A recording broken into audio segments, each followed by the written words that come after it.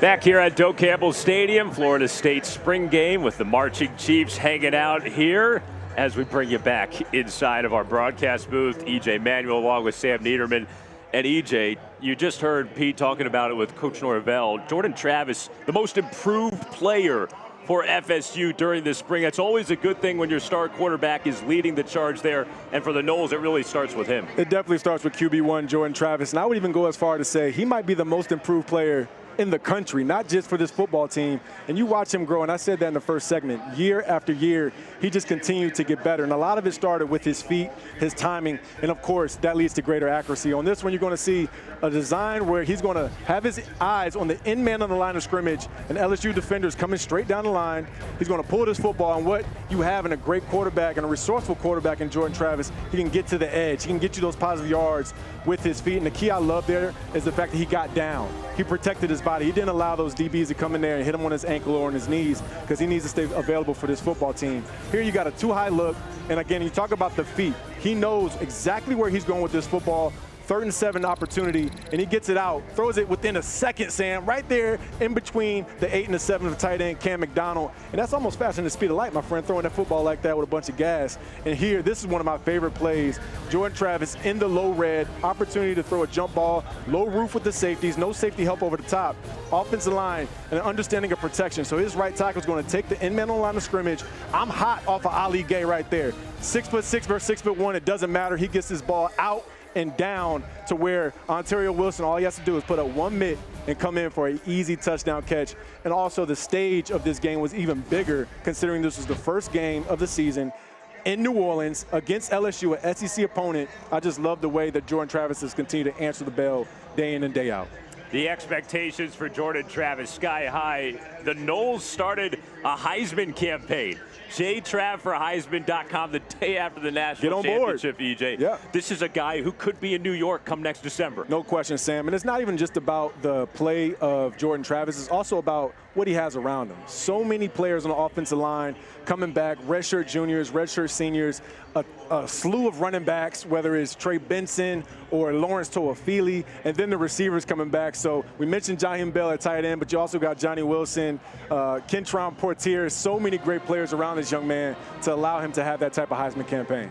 Let's go back down on the sidelines for more with Pete.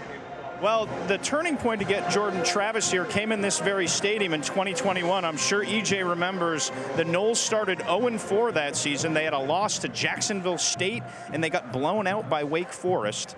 They were tied with Syracuse after Travis threw an interception in the 4th quarter against the Orange, and they were staring at 0-5.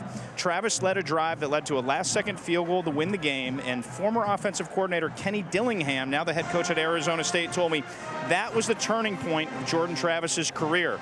Kenny said Jordan had a smile on his face that he'd never seen that big, and he really said that was the start of Jordan unlocking his potential. Kenny said, quote, "I always thought he could win the Heisman Trophy. He had special talent, and we've seen that like a rocket ship here the last 2 seasons, and the biggest difference since then has been the talent around him. The talent around him has rocketed up, and now we've seen Jordan Travis be able to unlock that." Good stuff, Pete. Thank you very much. Some individual drills wrapping up here at FSU, and now a little team period inside of the 20-yard line. When we come back, more action here at the Garnet and Gold Spring Showcase.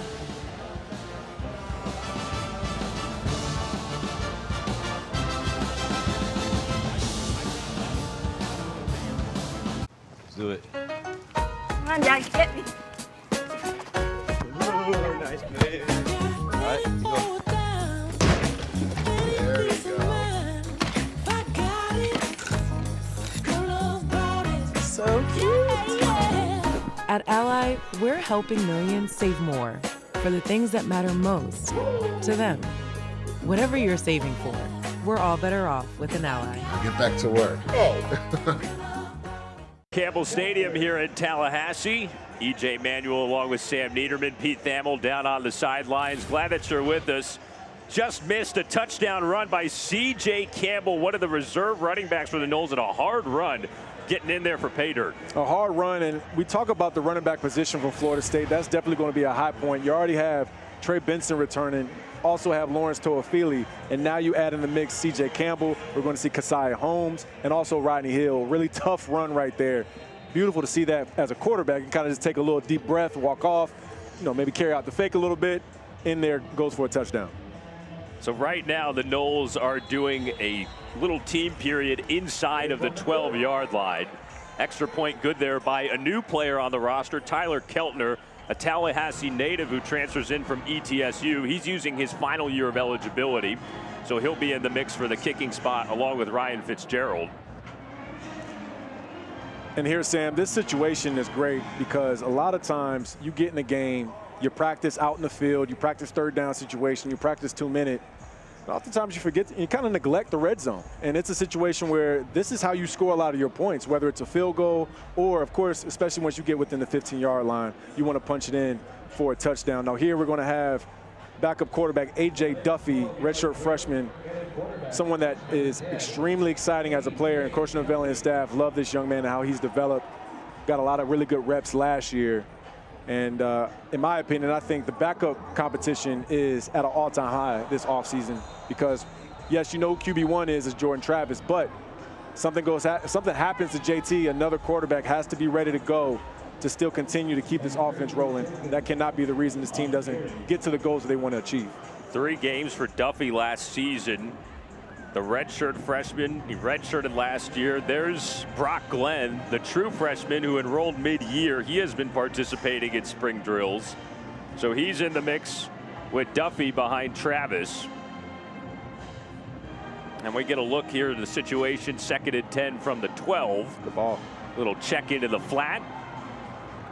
And the pass complete to Rodney Hill, 3rd string running back for the Noles. He got some good time last year at his redshirt true freshman season. No question. And a really nicely thrown football there by A.J. Duffy right at the face mask for Rodney Hill to just stick his hands out there and catch it. And those running backs, yes, they can catch. And they usually think they have better hands than receivers, Sam, but they don't.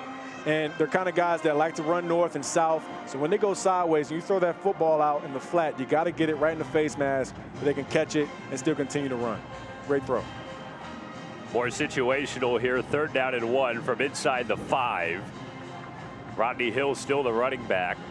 True freshman Vandravius Jacobs in motion. Got him. And Duffy just throws it away, looking on the goal line for Hill. Get a chance to see some of the reserves here, some of the youngsters. Mentioned Jacobs, true freshman who enrolled during spring practice here, who has had a lot of hype from the coaching staff. Hakeem Williams also out there, the 5-star recruit, number 3 receiver in this past year's class. He's also out there. And even that pressure provided by Dante Anderson. I'm pretty sure that was number 96. I think some of these players have that jersey rolled up, Sam, so it might be hard for us to catch some of these numbers. But that's a redshirt freshman out of Miami, Florida, Homestead High School, applying the pressure out there on the edge. Run play for Rodney Hill. And he is stacked up. It was 4th and 1, so we'll see if they mark him for the spot, give him goal to go here. And Sam, as much as that situation seemed like it was for their offense, it's also for the defense, because once you get inside the 12-yard line, all right, defense, this is a situation. We need to hold them to 3 points, maybe force a turnover and get that ball back to our offense. So it's not always just about the offense making plays. Defense with a really solid stop right there up the middle. All righty, we'll have more here at the Garnet and Gold Spring Showcase when we come back. Stick with us here at Tallahassee. Florida State spring game rolls on here at Doak Campbell Stadium. Sam Niederman, E.J. Manuel, and Pete Thamel down on the sidelines. And a big piece back for the Noles for this season, E.J. Jared Verse, the stud defensive end. He announced that he was coming back over the winter, and instantly this Florida State defense has its main man again. No question. This is Florida State's defensive MVP coming back. And when you talk about Jared Verse, this is a potential player that would have went in the 1st round of this current draft here in a few weeks. So it says a lot about Jared deciding to come back to Florida State, giving himself 1 more year, put together another good body of work, and potentially have a chance to win a national championship here in Tallahassee. For a little more on Jared Verse, let's check in again with Pete Thamel. Well, Sam, on the day the transfer portal opened, we have right behind me here maybe the biggest success story in the history of the transfer portal. Jared Verse was at Albany, University of SUNY Albany, if you will, which is an FCS school. He entered the portal last year. I spoke to his father, Eric, and his mom, Janine, today, and they said the moment he went in, it was 100 miles an hour. He got 30 offers. They got texts constantly, day and night. And at that point, he ended up visiting Syracuse down I-90. He came to Florida State, Tennessee, and Houston. And he picked the Noles. And I really think when you look at how Florida State has rebuilt itself, this place has become a destination, and it's such a destination, he decides to come back. I asked his family about the decision to come back here, and they made an interesting point. They said they spoke about it as a family, but the decision came to Jared, and a lot of it boiled down to the fact that, A, he likes it here. And if you're winning and the culture is good, and Mike Norvell's obviously set a great culture here, Jared Verse wants to come back. He wants to refine some different parts of his game, but his mom said he has bigger goals, and she said he felt like he could come back here and help himself in the long term instead of get drafted in the short term. So it'll be interesting to see a potential top 20 pick, how high he can climb in the 2024 draft. Pete, some great points there. And you talk about the culture of this team. Do you want your players to go to the league? Of course. Do you want to have guys that are talented enough to go 3 and out? Absolutely. But when you talk about Florida State specifically and the situation of how this team has kind of gotten back into relevancy, and years ago, players might have been ready to get out of here as soon as they could, but when you have a team like this, all these young men are very tight-knit. I know much about it, obviously, because I played here, and it's a true brotherhood. So it's really cool to see all the things that Coach Norvell has been preaching to his team for years now, going into year 4, that the players are buying into it and obviously want to stick around and help themselves add to their draft prospectus, but also help win some championships too. Well, you look at all that production coming back, EJ. Yeah, buddy. Number 1 in all of FBS next fall, 87% returning production for the Noles. We are working towards some actual team live action here in the Florida State spring game. We'll have it for you on the other side of these messages.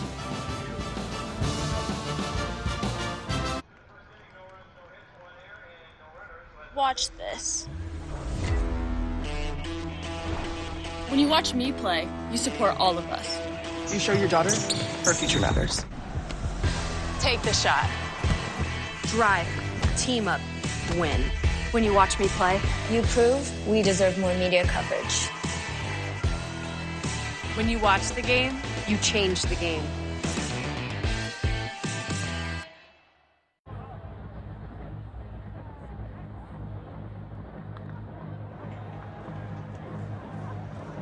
Back here in Tallahassee, Garnet and Gold Spring Showcase with some actual football being played here. Organized scrimmage period. We're going to have 3 quarters, 10 minutes in the first and second quarters, and then 8 minutes in the third quarter before the grand finale. That's when the guest coaches will come in. Carlos and PJ Williams from the 2013 National Championship team, and then Heisman Trophy winner Charlie Ward and Henry Crockett from the 93 National Championship team. That'll be some fun at the end of this spring showcase. But EJ, finally get a look at some live action with Jordan Travis at quarterback for FSU. Absolutely, and that play right before, Jordan did a great job of throwing that ball out to the flat. And again, this is where he's so versatile. When things break down, he's able to take off with his feet. And the key for Jordan as well is he knows when to get down. Of course, this is a thud practice situation, so nobody's going to come and actually tackle the young man.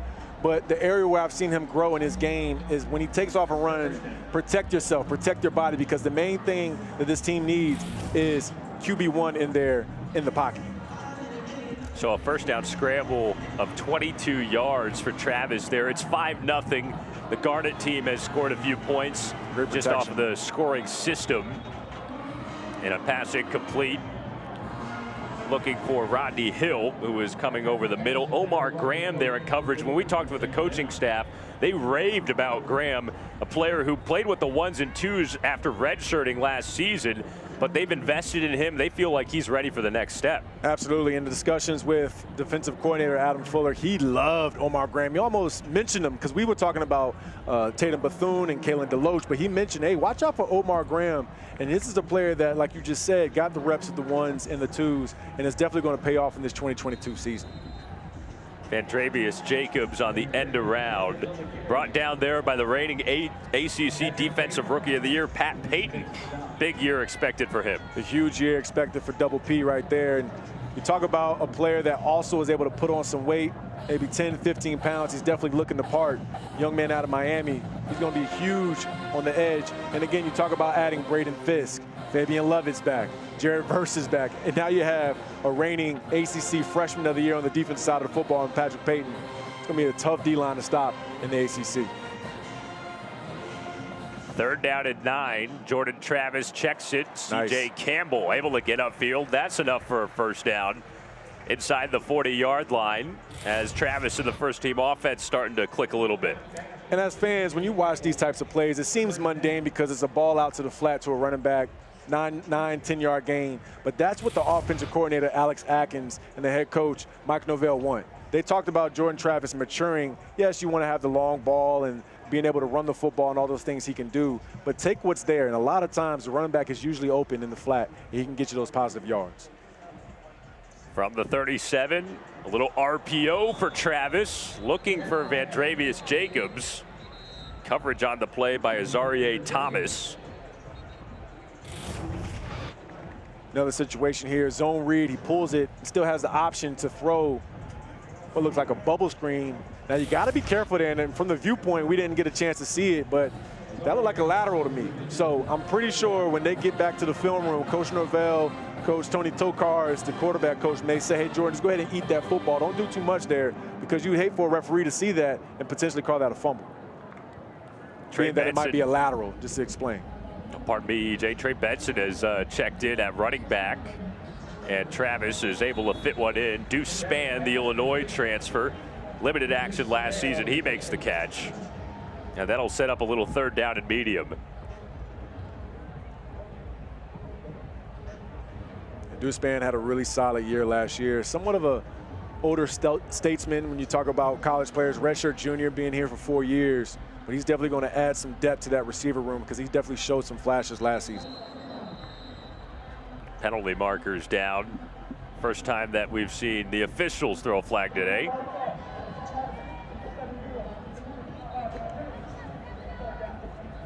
So false start, will move it back. First quarter here of the Florida State spring game. Maurice Smith, the center, called for that. One of many returning starters on an offensive line, EJ, that has just been overhauled, and they are ready to be an elite unit for this squad. Yeah, Maurice Smith started 12 games last season at center and really did a great job honing in. And for the center, it's pretty much being a quarterback on the line of scrimmage. He has to know the protections. He has to get the guards and the tackle. Everybody has to be on the same page for that run game to work. And obviously it worked at a high clip because Florida State ran the ball very well. Oh, got a pick. Interception. Kalen DeLoach. Got a pick. Mission takeaway for FSU. It's the veteran linebacker who steps in front and gets the pick. Hashtag mission takeaway right there by Coach Adam Fuller. And really, this is just a solid read by DeLoach. When you talk about that veteran leadership, that wasn't even his spot. That was the flat all the way outside, but he read the eyes of the quarterback. Jordan took him out there, got rewarded with an interception, and that might have been a pick 6 unless Jordan Travis could have caught him. Good learning lesson there. That mission takeaway hashtag, that's something that the defensive coordinator, Adam Fuller, has been emphasizing throughout spring. FSU only 16 takeaways last season. They want to see that number improve. And Kalen DeLoach, the veteran linebacker, has also earned a lot of praise here during spring practice and just the way that he has progressed. Yeah, DeLoach last year had 4 sacks on the season, 7 PBUs, 3 quarterback hurries. So not only can he pressure the quarterback, as we just saw, he can also catch passes too and take it back to the house potentially for a touchdown. So now, good stuff. Tate Rodemaker and the Gold team look to get going after the interception. There's Christian White, redshirt freshman. That was a tough run there by Rodney Hill. But when you have the defensive line just doing a really solid job of holding the point, not giving up any easy yards. 2nd and 12, Tate Rodemaker. The ball connects with the tight end Preston Daniel. Had a touchdown against Louisville last year. And Rodemaker was such a key piece in that Louisville game. He led the Noles to the road comeback after Jordan Travis got hurt last season. And what a great opportunity for Tate Rodemaker last season. Jordan Travis goes out with an injury. And like I said earlier, there's going to have to be a quarterback that's a backup that can still win you a ball game. And sure, Jordan Travis returned after that game, but you could imagine if Tate Rodemaker wasn't ready for the situation, that's potentially an L on the road. So a huge spot, and Coach Norvell said it this week, that gave Tate a lot of confidence moving forward to now know, okay, maybe I'm not the starter, but I know I can go out there and win games too. Redshirt junior from Valdosta, Georgia. He was actually high school teammates with Jaheim Bell, Yes. the tight end who transferred in from South Carolina, so there's a little connection there. Absolutely.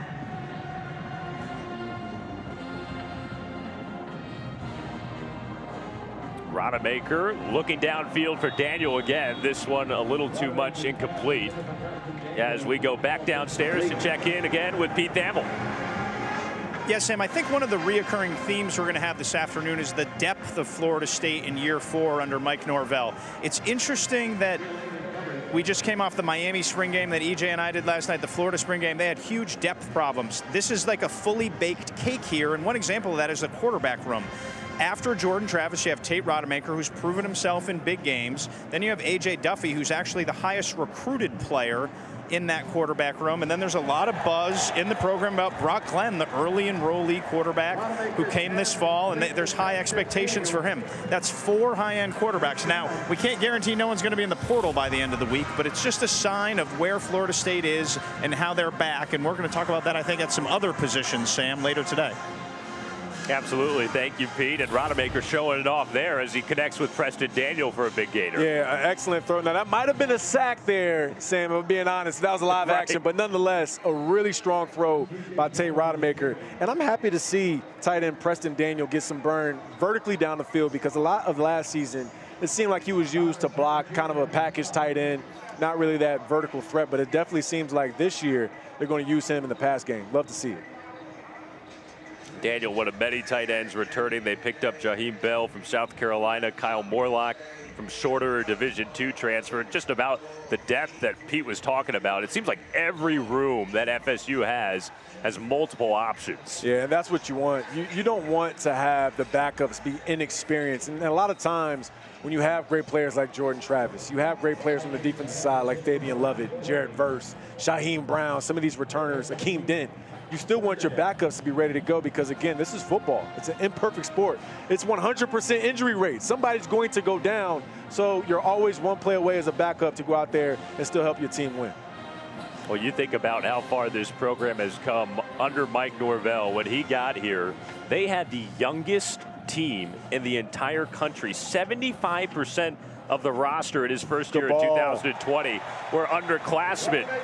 As Rodemaker connects in the end zone, it's Rodney Hill who pulls in the first touchdown of the day. And now that's 2 catches by Rodney Hill. The first one was out in the flat. And again, this is a really nicely designed play here by Coach Atkins, the offensive coordinator, getting that isolation on a running back with the linebacker and beats him by leverage. Excellently placed football by Tate Rodemaker. Really nice play right there, especially in the high red zone. So first touchdown of the afternoon here in Tallahassee. Tate Rodemaker to Rodney Hill. And now Ryan Fitzgerald on for the extra point. And he connects. So 7-5 in favor of the Gold Squad here with 3:06 to go in the first quarter. I like what I saw in that drive. Some really good takeaways. Again, the strong throw down the middle from Rodemaker. Get down here in the red zone, understanding the situation, seeing the pre-snap read. I guarantee you, on that type of wheel route, you want to see where that running back is in relation to that linebacker. As soon as that ball is snapped, if that running back has a step on that linebacker, it's a wrap. You put that ball in the air. Don't put too much air under it, because then a safety can come over. Excellent thrown ball by Rodemaker. Easy touchdown for Florida State. And right here, pre-snap, you're going to see it. Linebacker, he steps down. He's not hauling butt to the sideline. So Rodney Hill just runs right around him. Easy throw, easy catch. Just how you draw it up in practice. Beautiful way to cap off and, start off the day for Rodemaker. Solid drive. Well, this FSU offense last season, EJ, so balanced. One of 2 teams in the entire country to average 270 yards per game passing and 210 yards a game on the ground. They led the ACC in total offense. they were scoring at a high clip, 36 points a game. That's what Mike Norvell has brought to this program, and with the weapons that they have this season, those numbers can only be maintained at worst. You got to think, right? Yeah, and of all the stats offensively that are amazing to see, it's the third down efficiency stat for me. 51% conversion percentage on third down. 40% is considered excellent. So 50% converting a third down in football, that's saying a lot. So again, these guys are executing at a high clip. The quarterbacks know where to go with the football, and the offensive line is obviously providing protection so they can get that ball off. Jordan Travis back into the game. A little flip for Trey Benson. And he moves forward. They'll give him first down yardage out to about the 37. Benson coming back after a huge 2022 in which he led the ACC with 6 yards per carry. And that's a situation where their number 11, Patrick Payton, is trying to keep contained, but kind of takes the cheese, stays at the running back, then goes to the quarterback. Quarterback just displaces him and throws right to the running back. Nice little chunk game. Travis hits his man over the middle. That's Kentron Portier, who the coaching staff thinks is poised to be this year's breakout player at receiver. Yeah, Sam, and I'm buying that. I mean, I watched Portier last year. He made a couple flashes. I remember specifically, I was in that end zone to our right. He caught a touchdown pass versus Boston College right in the breadbasket. So you imagine the confidence that he built in the 2022 season, also seeing the success of his fellow receiver, Johnny Wilson. Now he's going to start making some hay himself. Hand off to Lawrence Toafili. Yeah, Portier, just the type of player that he has become, one of the homegrown guys. Alex Atkins described him like that, offensive coordinator for FSU. Look at what he did last year, 14 for 283, 4 touchdowns. He's a guy who was kind of under-recruited in the first signing class that Mike Norvell had, and now he's got a chance to step up in 2023 and be one of the guys in the receiver room. Yeah, played in 13 games last year, and even in high school, he was also an excellent basketball player, Sam. Averaged 14 points a game.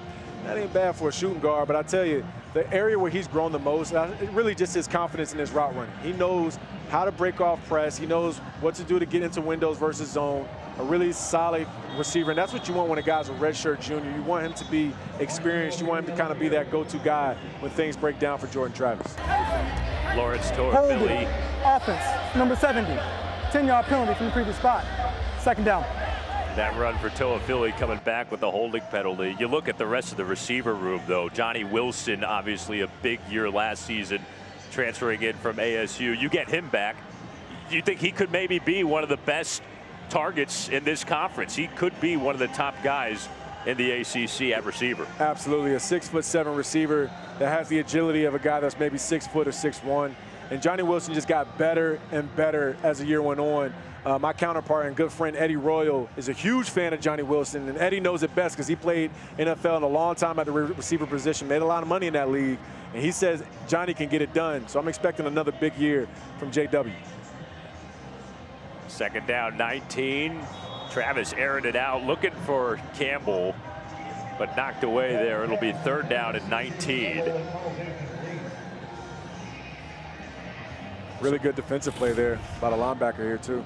Another wheel route, and really just trying to work the running back on the sideline. I like the placement of the throw by Jordan Travis. But the linebacker, again, Omar Graham, that guy, his name keeps coming up, doing an excellent job in pass coverage. And that linebacker is not just about stopping a run, especially in today's football. You gotta be able to cover running backs, cover tight ends. Really good job by him out on the edge. Third down at 19, second series of the day for Jordan Travis. And he checks it underneath. There's our first look at Winston Wright, the intended target. Player who's been a great story for FSU. The transfer from West Virginia unfortunately didn't play last season with a leg injury.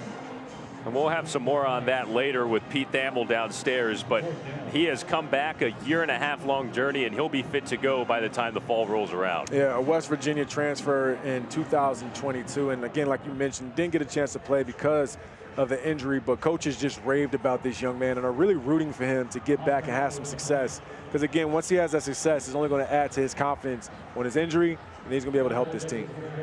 More on that story. Let's check in again with Pete. Winston Wright came over from West Virginia a year ago, got in a car accident in March and broke his leg. He's been a very productive guy prior to coming here and really hasn't played a meaningful snap because of the injury. His comeback from the injury is where he's resonated in this program. The coaches said that he's been an inspiration, and I do think if he has some big plays today, guys, we're going to see this sideline erupt. Absolutely. Thank you, Pete. West Virginia transfer was put in the work on an extensive rehab process after his leg injury last spring. And he could be a big-time player. 688 yards, 5 touchdowns for West Virginia in 2021. A.J. Duffy in at quarterback. And a run play up the middle for a few. And this is a really good opportunity to see some of these younger offensive linemen at the left tackle from Miami, Julian Armella, good friends with his uncle, Zeus Hernandez, also a legacy here at Florida State. His pops also played here. Father, Enzo, played nose guard at Florida State in 1991. One of those 5-star players that FSU was able to get last year's recruiting class. Expecting a big year for him, too. Duffy's pass incomplete, looking for Hakeem Williams, a 5-star true freshman receiver. Clock has expired here on the first quarter, but of course, they're going to basically play by their own rules here in the spring game. Coach Norvell making sure that you can get all the reps. This is practice number 14 of 15. They got one more on Monday. And in this situation, toward the end of a drill, especially on 3rd and 7, you don't want to force a football here. You still want to make a solid decision. If it's not there, you can always throw it away. Or take off and run. I like that. Duffy, who lost his shoe. Ran out of shoes, Sam. Flat tire for A.J. Duffy on the scramble. And I like this pocket present. Move up, move up, move up in the pocket. Nothing's there. Break out and run. And look, that's a realistic play. Nobody on the defensive line got a hand on him, so that would have been a potential break there for a first down. Great job by the young quarterback, A.J. Duffy. First down and 10 from the 38. And Duffy hits his check down to the flat. C.J. Campbell printed out of bounds. Steven Dix on the tackle at linebacker. A gain of 6. Another good read here by Duffy. Moving up in the pocket. You see the pressure coming out wide. And I'm telling you, it's almost so hard for some quarterbacks to not get enamored with throwing the deep ball or forcing the ball in there. That check down is always open. Keep feeding those running backs. It's really good to see these quarterbacks using all of their progressions and giving guys a chance to make plays. Got a sack. First sack of the game, and it's Dante Anderson. Once again, also teammates with Daniel Lyons, coming out of Homestead High School in Miami, Florida. Pretty much coming unblocked. Got to get a hand on that young man. This is a guy that this defense is expecting to really make that jump as he's coming into his redshirt freshman year. Another one of those young players that Coach Norvell and his staff were able to bring in from South Florida. It's going to be a big year for 9-6. Well, we talked a little bit about the offensive line depth. The defensive line has a lot of depth as well. Yeah, especially at the end position. Oh! Highlight reel. Come on. Hauled in. KP88, Kentron Portier, extended for the grab. And they said it during this week. Expect 88 to have a breakout season. When you make catches like that, kind of remind you of the 88 that comes to mind for me, Michael Irvin. I mean, that was a big-time grab right there, and you bail your quarterback out, especially in that situation, late in the down. Love to see that. 29-yard pickup as Duffy just throws it away. How about that catch from Kentron Portier? I'm telling you, those are the type of catches that you're going to see this fall. And it's not just about Johnny Wilson. It's not just about Jaheim Bell. Kentron Portier inserting himself as a big-time threat out wide for Florida State Seminoles.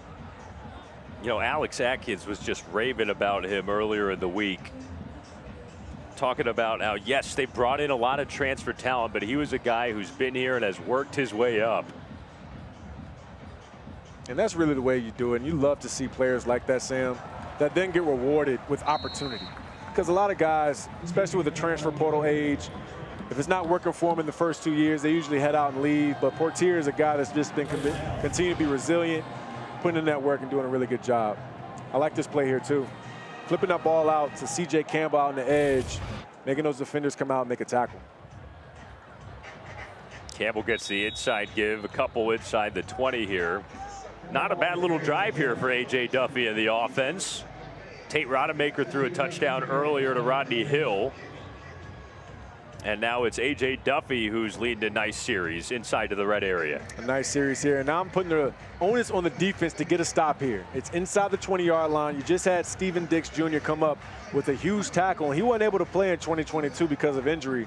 But I think I saw on Instagram, he squatted about 800 pounds, it looked like. Maybe it was 600 in reality. But that's a strong young man, and he just had a nice tackle there right up the gap. Handoff, Rodney Hill. Not much getting back to the original line of scrimmage. I saw that squat video too. Ooh, yes, sir. Definitely over 600. Little Jalen Hurts-esque right there. Absolutely, yeah. How about that? Jalen Hurts, Super Bowl quarterback, can squat over 600 pounds. I think he was a weightlifter, Olympic weightlifter in high school, something like that. Mm-hmm. Yeah, back in the high school days, I believe. Pretty impressive.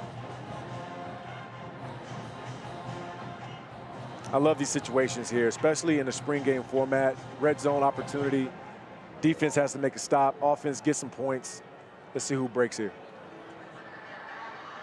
3rd down and 7 from the 18.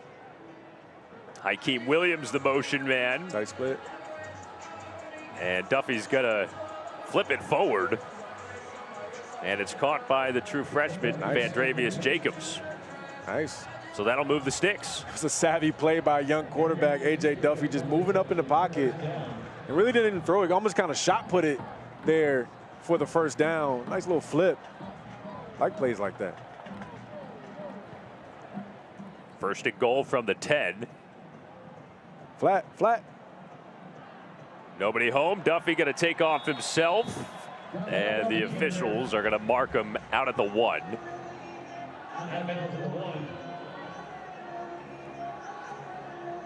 Obviously, the flat was open there because you had a running back, as I called, for potential a throw out to the flat. But A.J. Duffy just taking it in himself, getting a chance to get to the edge.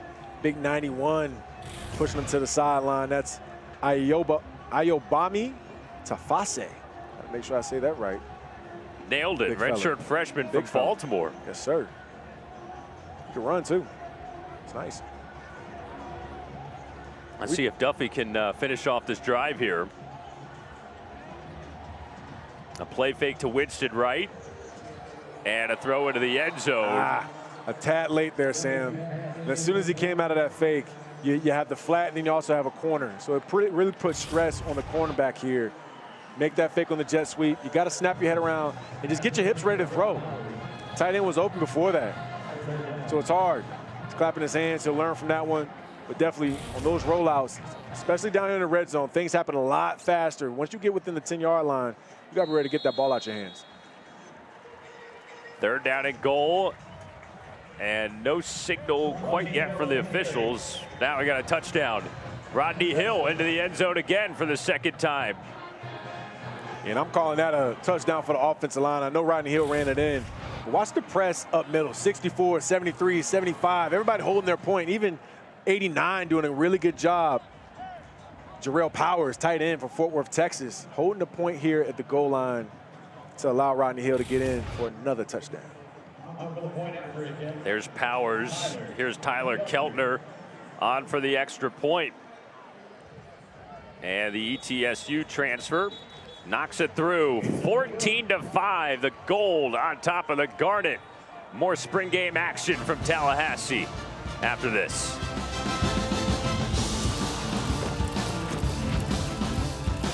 Let's do it. Come on, Dad, get me. Ooh, nice play. All right, you go. There we go. So cute. At Ally, we're helping millions save more for the things that matter most to them.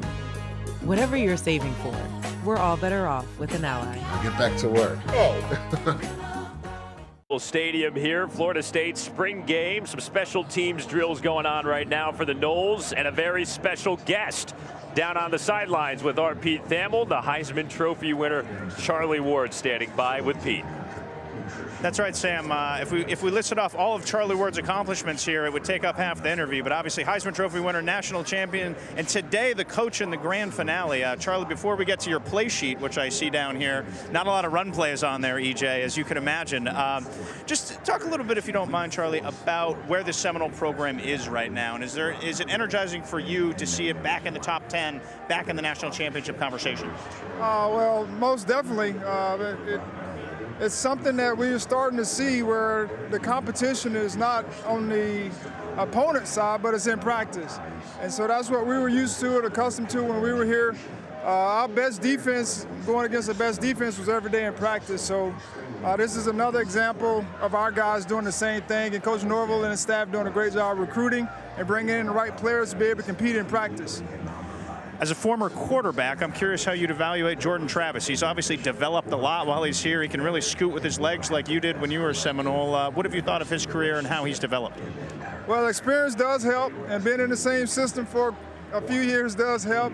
Hearing the same voices does help, and he has great talent, so he'll be great this year. It's what all great teams need, is a great leader at quarterback, and I think we have that. All right, what can we expect in the grand finale? You and your fellow national champions from 1993 are going to square off against the 2013 champions versus the Williamses, who will be coaching. Can you give us a little sneak peek without giving away the game plan on what we can expect? Well, as a coach, you're only as good as your players. And so it depends on who we can get football to. Of course, the offensive line needs to block, but I'm going to call a play and let the players execute it. Should we get EJ Manuel down from the booth for one last throw? Well, I heard EJ rubbed it in a little bit. He had no mercy. He had the Coach Bowden effect where he was winning and continued to pass the football. So I may not do that if we were winning, but I'm going to enjoy the moment. No mercy from EJ. Back to you guys. Thank you, Pete. Charlie Ward, Heisman Trophy winner. Yes, sir. Keys to the game there in the grand finale. He's going to let it fly. Yeah, it's going to be a lot of fun. And last year I had the chance to be a guest coach, similar to Coach Ward, or I say Coach Ward, which he is a coach, state champion basketball team, but also had the chance to coach against Danny Cannell, Peter Boulware, and Brian McFadden was my defensive coordinator, and I absolutely kept throwing the ball. I mean, that's what I'm supposed to do. I'm a quarterback, and I had Tate Rodemaker. I think I had another walk-on quarterback, and the guys did a really good job of taking care of me with the play calls, and it was a ton of fun. So I know these guys are excited for the opportunity. That'll be in the grand finale after we wrap up the second and third quarters here of the spring game here at FSU. Sam Niederman, EJ Manuel, Pete Thamel down on the sidelines. Let's take a look at what FSU will play next year. This is the 2023 schedule, and it all starts with the blockbuster opener, a rematch against LSU, this time in Orlando. Sam, you love to have a rematch with these two teams. And I almost wish it was at LSU, or I wish it was here in Tallahassee, but nonetheless, it's going to be in Orlando. Get this Florida State team off the bat having a chance to play a top 10 opponent. And look, both of these teams will probably be in the top 10 as far as preseason rankings. So whoever wins that game, putting themselves in position to get a chance to get to that CFP. Then you got Clemson week 4. A huge game on the road. And I wouldn't even surpass that Boston College matchup. BC is going to be much improved. Coach Hafley is definitely going to have more playmakers on that team. New quarterback, Emmett Moorhead, who had a solid finish to last season once Phil Jacoby went out with some injuries. So it's going to be a tough slate here for this Florida State team, but that's why you build the depth. That's why you do a really good job in recruiting, to make sure that you have players that can be called on, can help you win ball games. Jordan Travis is back in. This is his third series. Gold team currently up 14-0 on the Garnet team as we begin the second quarter. Travis, obviously a Heisman candidate going into next season. 3 previous Heisman Trophy winners here at FSU. We just spoke with one of them in Charlie Ward, Chris Weinke and Jameis Winston, the other two. And you look at the season that Travis had last year, one of only 4 players to account for over 3,000 total yards and 30 total touchdowns in a season. The other 3 that did it won the Heisman Trophy, those 3 aforementioned players. So he is in good company as he approaches his final season. Yeah, no question. And Jordan has, again, just continued to grow. Last year, 2nd team All-ACC. But he was the highest rated quarterback in FBS by PFF. That's Pro Football Focus. So I'm telling you, this young man is primed to have a Heisman-like type season, and not only because of his play, but also because what he has around him on defense and on offense. Last year, he had a couple of I'm him moments as he takes this scramble here. Remember the Florida game, big shootout here at Doak Campbell Stadium. That scramble down to the goal line, able to evade multiple Gators and make the highlight play. He was excellent in that game, set a bowl record against Oklahoma with 468 total yards. Good ball. Connects over the middle. There's Jaheim Bell. First time we've seen him today, the South Carolina transfer. Yeah, a really nice catch across the middle. Jaheim Bell coming in at 6'3", 240 pounds. Finds the open hole in the zone, settles down a little bit so Jordan Travis can hit him between the 6.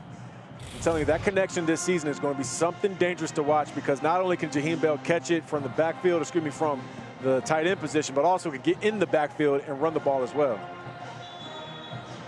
He came over from South Carolina as a highly touted transfer. Everybody wanted him, similar to kind of what we were saying with Jared Verse.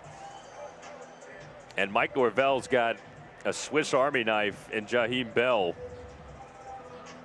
That young man's certainly ready to make an impact. Coming back home to the state of Florida, Lake City native. And Sam, I'm a nickname guy. So I was thinking about Jaheim Bell. I was watching some highlights. Give him a nickname of Weapon J, or maybe Weapon JB, because literally that's what he is. South Carolina used him against Tennessee, against some of the big-time matchups they had in SEC. They really relied on him. Oh, good throw. Poitier. Again. Poitier. A touchdown for Kentron Poitier. What a throw by Jordan Travis, too.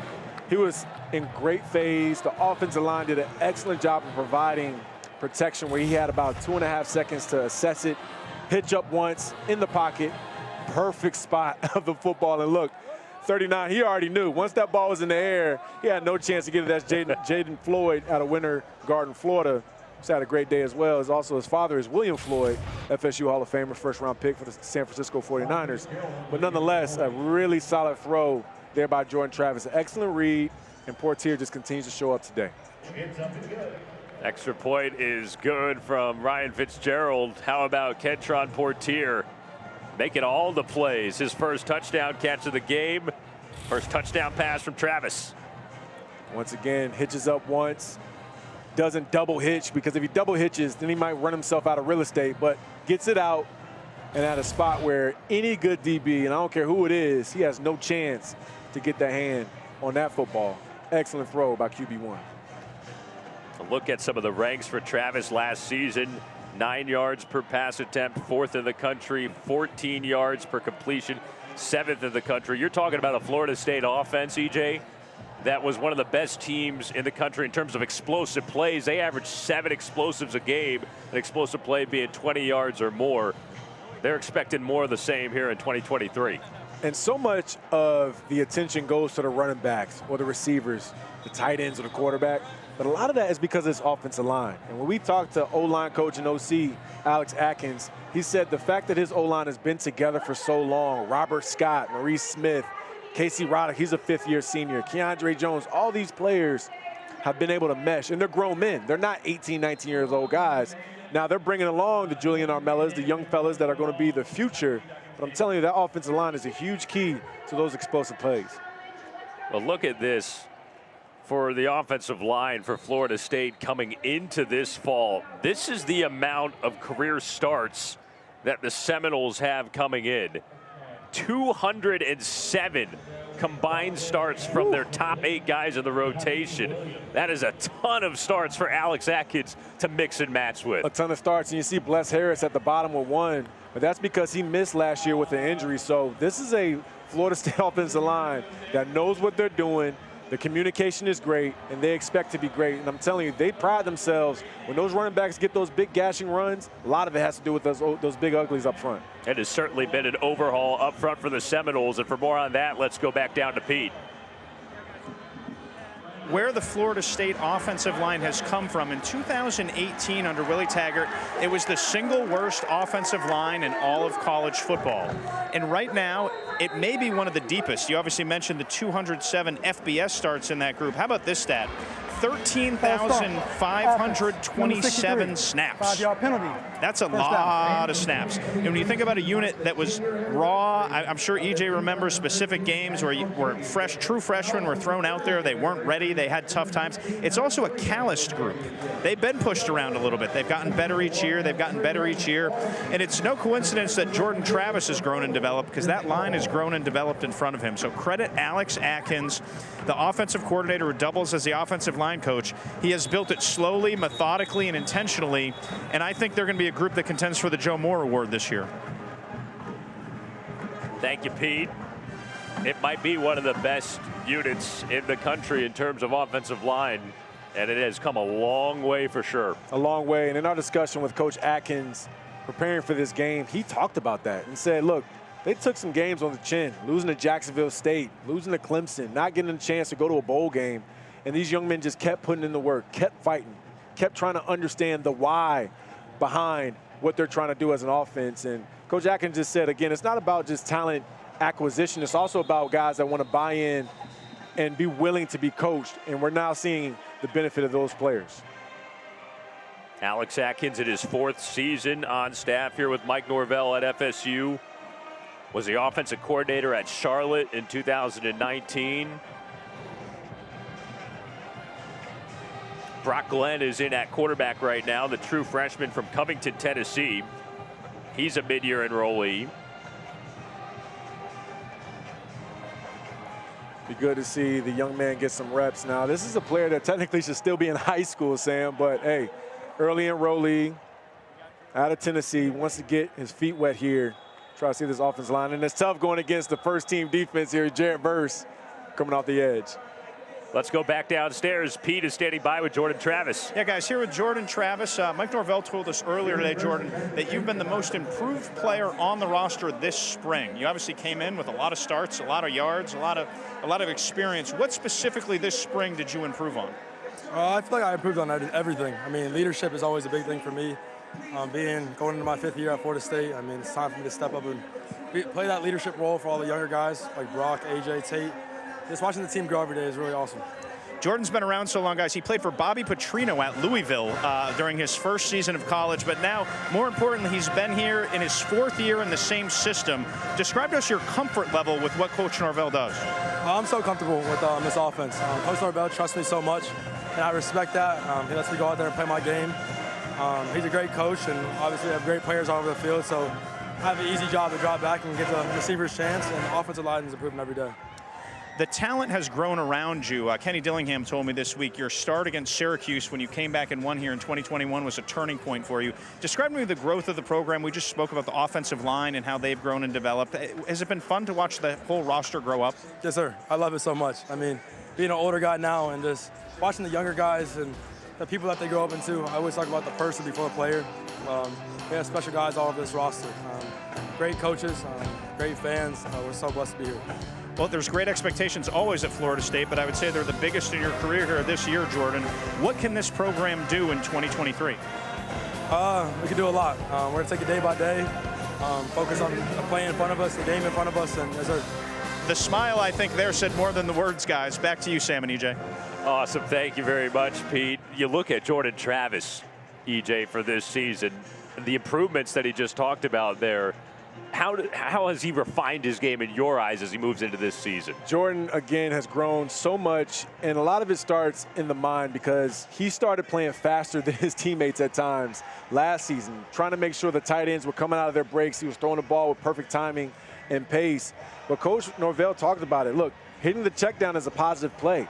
And some quarterbacks that have their athletic ability, they want to pull the ball down, take off and run. But Jordan Travis knows he can stay in the pocket, be accurate with his decision-making, and also be accurate with his throws. And Coach also said it starts with his feet. his rhythm.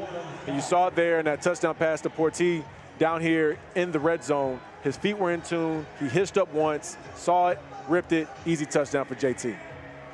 You've been here when this program has been at its best, and it looks like it's coming back to that point. As the quarterback, the vibe around campus, what's that like when this program is rolling, and what Jordan will likely experience this year? It's a special place, and Tallahassee is a city where, of course, it's the capital of Florida. But when Florida State's playing great football, everybody is buzzing.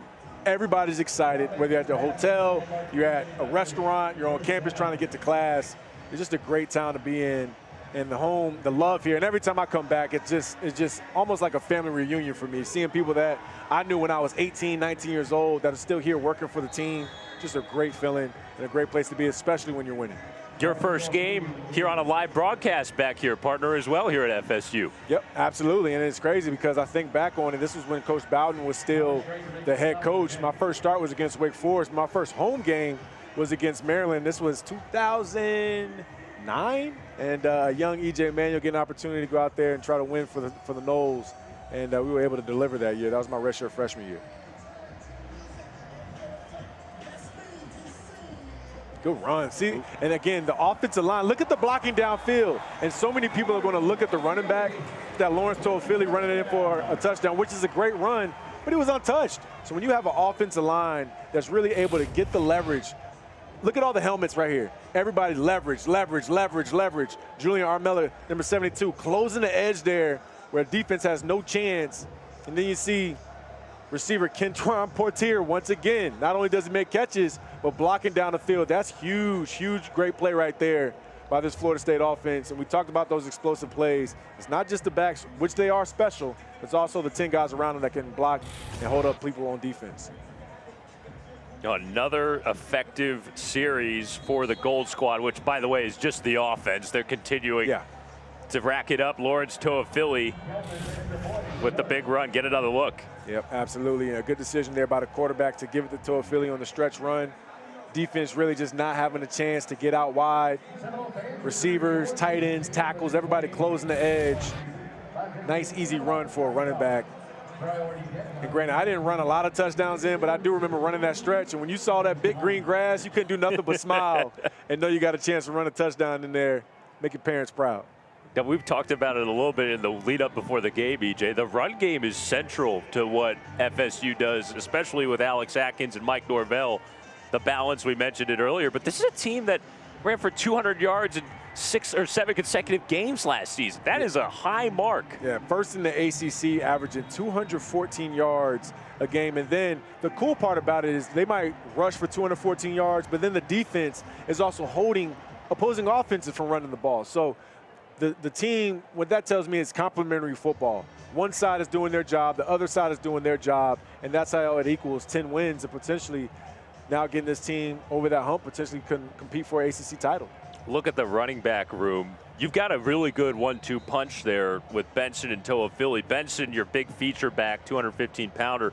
But then Toafili, we just saw him run it. He also makes plays in the passing game, too. Yeah, Toafili is one of those dangerous players that he can match up with the linebacker, and he's always a mismatch because he has the speed. He also can do a great job in running interior routes. But the coaches have been high on Rodney Hill, and for good reason. Based off his performance thus far today, he's done a great job, not just in running or catching the ball. I've also noticed him put his nose in there in protection for the quarterback so he can have a chance to throw the ball down the field when some of those linebackers come in for pressure.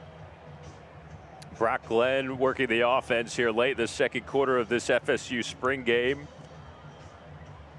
Sam Niederman along with E.J. Manuel, Pete Thamel down on the sidelines. We've been here in Tallahassee for a little bit. I was at practice on Thursday. You can sense the vibe. You can sense the buzz. You can sense a culture that's been established under Coach Norvell now with 3 years under his belt heading into year 4 here. Yeah, the culture has certainly changed. A lot of it has to do with the players that Coach Norvell has been able to keep at Florida State. You mentioned Jared Verse deciding to come back. Fabian Lovett decides to come back. But also bringing in 5-star talent like Hakeem Williams, Vandrevius Jacobs, number 19, another receiver out of Fort Pierce, Florida, being able to get in A.J. Duffy. And sure, he's not the starter right now, but you still got to have a future here for this football program. So it's really nice to see Florida State back in contention nationally because it's a national brand. And I said this about Miami last night. I called their spring game. When Miami's good, it's great for college football. And when Florida State is good, it's also great for college football and obviously the state of Florida. Noles are trying to potentially win their first ACC title since 2014. That was the first year of the college football playoff after FSU won the national championship with Jameis in 2013. It's been a minute since they've been back on top of this conference, and they'll have a chance right up there with the best of them this year to potentially be the top dog. Yeah, Florida State, we had the chance to win that, and I say we because we won that ACC title in 2012. Jameis and his crew won in 13 or 14. So the standard is the standard. And even before we were here as players, the Charlie Wards, the Chris Winkies, the Peter Warwicks, the Deion Sanders, the Leonard, like so many great players that came before us. And there is a chip on your shoulder when you put that helmet on because you want to make those guys proud. When you see them come back to games, whether it's a spring game or during the fall, you want those guys to show you love and know that they're proud of you. Well, no doubt that Florida State has taken control here of the state of Florida after sweeping and becoming the state champions last year. They beat UF, they beat Miami. And for a little update on how these three programs have performed throughout the spring, let's go back downstairs to Pete. Yeah, Sam, I was lucky enough to do sideline in Gainesville on Thursday for the Florida spring game. EJ and I worked the Miami game last night, and I'm obviously here this afternoon. It gave me some great insight into sort of a state of the union, if you will, down here in Florida. And it's clear when you study these three rosters that Florida State is just simply ahead. They are a fully baked cake, if you will, and Miami's still adding ingredients, and Florida still is adding ingredients. And again, we don't want to harp on the word depth too much because it's not exactly as fun as talking about, go routes, if you will. But that's really why Florida State is ahead of where they are, and it's why I think they can go compete with the SEC, why they competed with LSU last year, why I think they'll be favored against LSU in the opener this year. Florida State is a full program in year 4 under Mike Norvell. The offensive line depth we spoke about, the defensive line depth we've touched on a little bit. But even if you look at the receivers, you look at Portier and how he's broken out today. He only had 260 yards receiving last year. They have guys all over the field, up and down the roster, and Mike Norvell has taken some time, and it's been slow growth, but it's continued, and we can only expect it to keep going this year. Thank you, Pete. FSU with that momentum, they won 6 consecutive to end last season, including the Cheez-It Bowl over Oklahoma. And right now, they're in good shape in comparison to UF and Miami. You look at those two programs, year 2 head coaches, Billy Napier, Mario Cristobal. Right now, the Noles, the state champs, and looking to keep that going into 23. Yeah, and that's something that's extremely important for this staff and for this team. Winning the state of Florida, because it is truly an arms race to see who can get the best recruits out of the state. At the end of the day, these top 5-star, 4-star players, even some of the developmental 3-star players, they want to go to the team that's winning. And I remember when I was coming out of high school, granted I'm from Virginia, but Florida was really good at the time. They were able to get a lot of the homegrown talent. Even before that, Miami was great. And then of course, Florida State we've had our day here as well. But it's really just cool to see when all 3 of those teams are competitive. Because again, the state of Florida, with the enrichment of talent that's coming out of this state year in and year out, it's really good to see for college football on a national scale. Right now, the Noles getting set for another series late in the second quarter. Take a look at what's going on in the ACC after we wrap up the spring here. Garrett Riley hired as the OC over at Clemson. He jumps over from TCU. Jeff Brom, a little homecoming, going back to his alma mater at Louisville. And of course, Drake May, a big Heisman candidate, along with Jordan Travis, the ACC Player of the Year down in North Carolina. Started Garrett Riley here at EJ. That is a big-time move for the Tigers down in Death Valley. Yeah, a great hire by Coach Dabo Swinney and his staff. You look at the way TCU's offense was able to produce, and just having a quarterback that was a Heisman finalist in Max Duggan, potentially having a first-round pick at receiver in Quentin Johnston. And again, like I said, getting themselves the opportunity to play not only for a Big 12 title, but also in the CFP. So Garrett Riley coming there to Clemson is going to be a huge get. And also considering you have a new quarterback in Cade Klubnik now, he's true QB1 now that DJ Uiagalelei has headed west to Oregon State. So hopefully that young man will get a chance to grow with Coach Riley as well. Tate Rodemaker back out there for FSU. Threw a touchdown earlier to Rodney Hill. So you got 2 Heisman candidate quarterbacks in the ACC this year, Jordan Travis and Drake May. Big-time representation for the conference. Yeah, huge representation. And last year, we really called this the Conference of Quarterbacks. But this year, it's on a national scale. It's not just about the ACC anymore. It's about the entire country as far as these young men, Jordan Travis and Drake May, duking it out throughout the season. The beauty of it as well is the fact that there's no longer Coastal and Atlantic. A really good defensive play here by the defense of Florida State. That's number 10. DJ Lundy. DJ Lundy coming out of the linebacker position. And I like the fact that the running backs are really pressing these linebackers to force them to cover them down the field. But going back to my point about Travis and May, I mean, two excellent quarterbacks. And the reason you kind of give Travis the nod, granted, Drake May had a great first year as a freshman, threw for a bunch of yards, and probably will be a top 5 pick whenever he decides to go into the NFL draft. Just with the returning production on offense for Jordan Travis, the offensive line, the continuity of offensive coordinator, the defensive guys that he's going to have back that can also get the ball back for him with more opportunities. Might be somewhat of a little easier role for Jordan Travis, but nonetheless, Drake May is still going to have a chance to have a say in the Heisman conversation as well. Of course, also for the ACC this year, no divisions, no more Atlantic and Coastal. It'll be the top 2 teams that go to the conference championship game, and that's a big thing. It's a huge thing, something I felt like the ACC should have done a while ago. And you look at the layout, at times the Atlantic team was, whether it was Clemson, whether it was Florida State, one of those teams that was just having a really good year. NC State, whoever it was, getting a chance to get, ball's out, ball's out. Kalen DeLoach. DeLoach once again. Another takeaway for DeLoach. He had the interception earlier, and this time he picks up the fumble. And the cool part about this is a point of emphasis by defensive coordinator Fuller, Coach Fuller. He said, look, we want to get takeaways. We want to get turnovers and give that football back to our offense. A really nice strip by DeLoach himself, and also gets rewarded with the football. It's crazy to think. DeLoach would have scored 2 touchdowns today, Sam. Awesome play by the defender. He got the strip himself and the recovery. One of the veterans in a linebacker room that you really like, EJ. You think it's improved. Yeah, this linebacker room is extremely deep. Kalen DeLoach, like we just saw, 5th-year senior out of Savannah, Georgia, had a great year, 4 sacks, 65 tackles. But Tatum Bethune, the 5th-year senior as well out of Miami Central High School, 4.5 sacks, 9.5 tackles for loss. And also DJ Lundy, Brendan Gant, Stephen Dix, Omar Graham, as we mentioned earlier. It's a very, very deep room, at least 2 deep at every position. And they're going to be huge to add on the back end of that defensive line that's going to put a lot of pressure on that quarterback. All right, we're going to step aside here as we take one last look at that ACC scheduling model. Again, no divisions this year. Top 2 teams in the conference will play in the championship game. And you've got 3 primary opponents annually. You'll play the other 10 in the league twice over a 4-season cycle. That will run through 2026. Garnet and Gold Spring Showcase here in Tallahassee. Good stuff from the Seminoles and Coach Norvell here inside the Doak. Let's do it. Come on, Dad, get me. Ooh, nice play. All right, go. There we go. So cute. At Ally, we're helping millions save more for the things that matter most to them. Whatever you're saving for, we're all better off with an Ally. Get back to work. Metro offers MLS Season Pass. On us. Every match?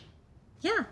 Oh, yeah. Says it on the poster. Now at Metro, you can enjoy every soccer match with MLS Season Pass on us and unlimited 5G for $25. Welcome back to Doak Campbell Stadium here in Tallahassee. Florida State spring game rolls on, and we are about to get a first look at some new uniforms for FSU. The Garnet and Gold will be having a little bit of a new look in 2023. And I believe behind that banner there, out of the tunnel, they're going to debut these uniforms here for the first time in front of all of the teams. So it should be a pretty cool moment here, EJ, as we're going to get some new threads here for the Noles. Yeah, you know, I'm always kind of an old school guy. I like the classic look, but nonetheless, considering this is going to be a very good Florida State team that's going to play in a lot of big-time matchups, I guess this new generation, they like cool, different combinations of uniforms and things like that. Now I sound like an old guy. Now, in all seriousness, this is going to be really exciting to see the unveiling of some new uniforms and see how they try to spice it up with some color combinations. You got to respect the classics, man. Some special teams going on here. Let's also take a look at the new facility that they're building here for Florida State. They broke ground on this in December, 18 to 24 months. This is a look at the rendering here. Beautiful facility for an FSU football that's going to have all kinds of great amenities, locker room, cold tub, you name it. This place is going to take the program to the next level. So Coach Norvell and the Seminoles will have the new unis when we come back from break after this.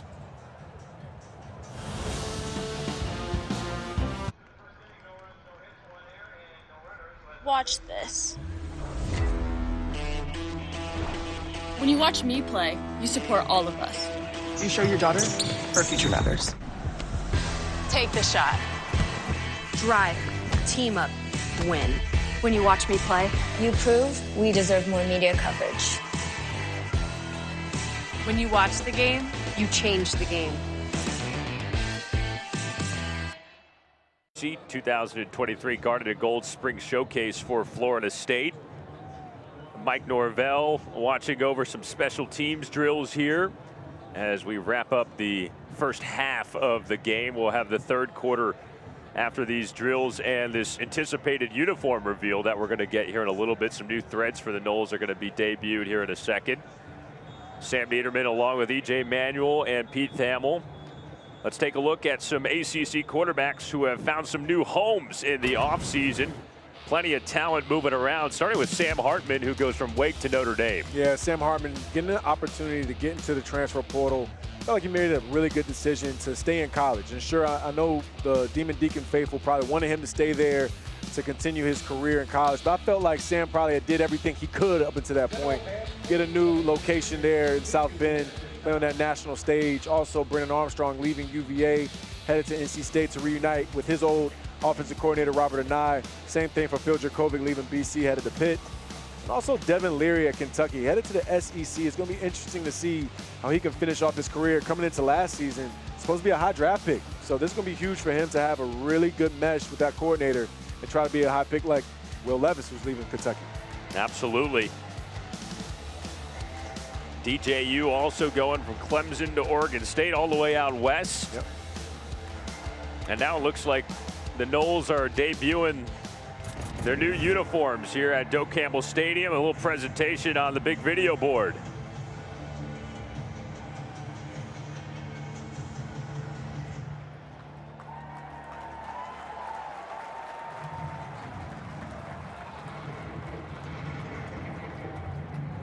All right, the first look at Florida State's new uniforms for 2023. And just from seeing that little shot right there, EJ looking pretty fresh. Yeah, that's pretty clean right there. Got the icy whites on the left. Got the new look, garnet and gold. Still paying homage to the classics. A nice spin on it. I like the fact that they're both wearing 55. Old teammate Jacoby McDaniel wore 5'5". Marvin Jones wore 5'5". Big time stuff there. Now the thing here, Sam, I'm gonna do a little analysis. The visor game is crazy. I was gonna say, an amber visor. The it's hard to visor beat game that, man. is crazy. And I don't know who we gotta talk to, but maybe we can petition to let some of these players get that cool looking visor, man. Like that used to be a big deal. You go on Oakley.com back in the day, young kid Yeah. couldn't afford the visor because it was like $75. Kind of settle with not an Oakley. Nonetheless, man, that's a really nice uniform there, paying homage to the Seminole tribe as well. I love it, man. There's nothing better than an amber visor. Little icy whites right there. And then the garnet tops on gold pants. Paying tribute to the classics. This is one of the few programs that'll be using the Nike Vapor Fuse uniform that combines lightweight fabric technology with a precision fit that helps for ultimate performance on the field. We'll have some replicas of these jerseys expected to be available in retail closer to the start of the fall season. So if you're interested in rocking the look, then there you go. Get a chance to get involved. Nice tribal pattern there around the collar, around the shoulders.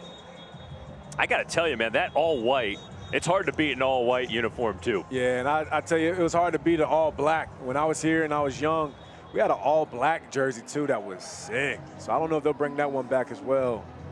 But again, I think the fans appreciate that garnet and gold more. It's just, when you see it, you think Florida State. Even if you see other teams that have garnet and gold, I won't say the San Francisco 49ers because they're their own different vibe. But nonetheless, when I see garnet and gold, I automatically think Florida State. Really cool to see this being unveiled today. Well, some new threads here for the Seminoles unveiled. Let's step aside. We'll have the third quarter here in the spring game for Florida State after this.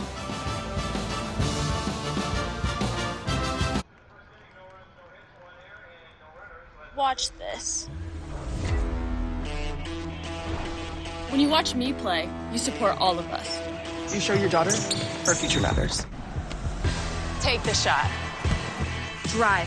Team up. Win. When you watch me play, You prove we deserve more media coverage.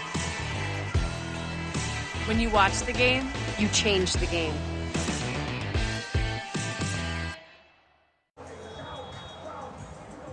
Third quarter underway here at Doak Campbell Stadium in the FSU spring game. Tate Rodemaker back on the field for the Noles. Sam Niederman and EJ Manuel here with you in the booth. Pete Thamel down on the sidelines. And EJ, we've talked about the defensive front, the linebacking core for FSU, but also the defensive backfield. This is a team that has started some young players over the last couple of years who are now back for their junior or sophomore seasons. And that's going to translate to more experience come the fall. Yeah, no question. Out here right now, you have a corner, top transfer portal player, Fentrell Cypress, 23, the top of your screen. And then number 20 here at the bottom, Azarie Thomas out of Niceville, Florida. Also Shaheem Brown. When you think about the DBs from Florida State, somebody's going to have to replace that production from Jamie Robinson. He was an excellent player, all-conference type player, who's now going to get drafted to the NFL. Somebody's going to be called on. I think it's going to be Shaheem Brown who's going to get more of that responsibility to be a similar type of player. You definitely want to hit on Fentrell Cypress here and see what he can continue to do. He was a big-time get out of the portal from UVA. Last year, he led the country with 14 pass breakups. Yeah, and really a player that you watched, always having a chance to get a hand on the football. Recovery speed was excellent on deep balls, always played through the play. And what I mean by that is sometimes DBs will give up on a play. If a guy does a double move or it doesn't look like the ball's being thrown to his receiver, they'll kind of slough off. But Fentrell Cypress just kind of plays through the play. You love to see that, and also plays through the hands. A lot of DBs, you know, sometimes try to play the ball. Instead, he's just going to play your hands. He's going to watch you and watch your eyes as a receiver. And as soon as you get those eyes big, that means that ball is coming, and he's swiping through those hands to get a PBU. We talked with Adam Fuller, the defensive coordinator, during the week. Said he's been a great influence in the locker room, academic. He's locked in everything he's done. And he has been as advertised. Yeah. That's what he told us verbatim, as advertised, as good as it gets coming out of the portal, coming over from Virginia. Yeah, the top corner coming out of the portal this year. So another huge grab by this Florida State staff. And a player that I'm sure had a bunch of other options, but decided to come here to Tallahassee to help this team win the championship. Not only did they get Cypress in the portal, also have Pat Surtain Sr., new DB's coach in his first year. He was hired in January, a big move for this coaching staff, EJ. Yeah, and I asked Coach Adam Fuller, the defensive coordinator, about the hiring of Patrick Surtain Sr. He called it a home run hire, and not just because of his acumen as a coach. Yes, he played at a high level in the NFL, played for a very long time with the Dolphins and the Chiefs, but also the fact that he was a high school coach. So he can relate to these players. He understands what these young men are going. And what high school did he coach at? American Heritage in South Florida. So you think about the pipeline of some of those really talented players potentially now wanting to come to Florida State because their old head ball coach is here coaching the DBs. Pat Surtain Sr., first year on the staff for Florida State as a DB's coach. His son, Pat Surtain Jr., All-Pro. Maybe the best corner in the NFL right now. Yeah, some would say that. Maybe Jalen Ramsey, maybe the kid Diggs out of the Dallas Cowboys, but definitely in that conversation to be that young. Really, I mean, an excellent corner, was excellent in college, and obviously going to be an excellent pro, just like his dad. Here's Hakeem Williams, a true freshman, five-star guy from Stranahan down in Fort Lauderdale. There's Pat Surtain Sr. The high school pedigree that EJ mentioned, 2020 National High School Coach of the Year at American Heritage. He comes over from the Dolphins. He was a defensive assistant for the Dolphins last year. And when we spoke with Coach Fuller, he said it was an interesting conversation getting him over. Was it going to be the right fit? Absolutely a perfect fit. And now here he is in his first year on the staff. Yeah, excellent hire. And you can imagine if you're a DB, a top corner in the country or a top safety in the country, and Patrick Surtain Sr. walks into your living room, who's done it before, coached at a high level in college, obviously now, in high school and obviously now in college. It's very easy to listen and buy into that. You saw Miami has called their game yesterday, their spring game. They also hired Jason Taylor, so it's really cool to see some of these big-time pros come back and give back to these young players in college level. Surtain Sr., 11-year pro. Dolphins and Chiefs to a Philly tiptoeing the sideline. This is an FSU team that is coming off of a season in which it was 4th in the country against the pass. They only allowed 165 yards a game through the air last year. Yeah, and also +2 in the turnover margin. And what that means is Florida State got 2 more turnovers than they actually gave away. And that's a huge compliment to the offense, keeping the football. Jordan Travis limiting those interceptions. Ball carriers doing a great job of tucking it, not fumbling it, but also the defense coming up with some turnovers, which is going to be huge in this 2023 year to give that ball back to QB1 Jordan Travis. Completion underneath. That'll be enough for a first down as Coach Norvell barks out. Take a look at what this defense did last season. Number 1 of the ACC against the pass. We were talking about this before the game, EJ. The sack percentage, 10%. That's a big-time number for that pass rush, 2nd in the league. Yeah, it's a huge number, and a lot of that has to go with the coaching. That's Odell Higgins. That's Coach Papuchis. These guys get these players ready to go. And look, Odell was here when I was here as a player. One of the guys that he's just like an OG. You know what I mean? Like, you just know that he's a Nole and he cares about these young men beyond the actual football field, and that's why they go out there and run through a brick wall for these coaches. Longest tenured assistant in all college football. 30 years with the program. Yes, sir. Player there he is. And coach. That's right. Odell Higgins, man. Great family man, and truly just somebody, and I even still call him myself. I'm 33 years old now. I haven't played college football in a long time, but I'll still reach out to Coach Higgins to check in with him, ask him questions. Always been a great man, and I know a lot of my former teammates think about Anthony McLeod, Everett Dawkins, Eddie Goldman, Timmy Jernigan. All those young men were coached at a high level by Odell. And not only the football stuff, but also the things you take away off the field, like I mentioned. He has been at Florida State as a coach since 1994. Longest tenured assistant in all of college football. An FSU alum through and through. And you look at the players he's going to have a chance to coach this year. We mentioned Braden Fisk.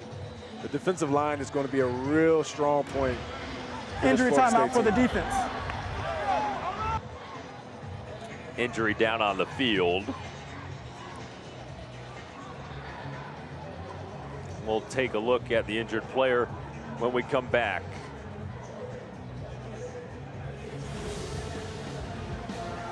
Let's do it. Come on, Dad, get me.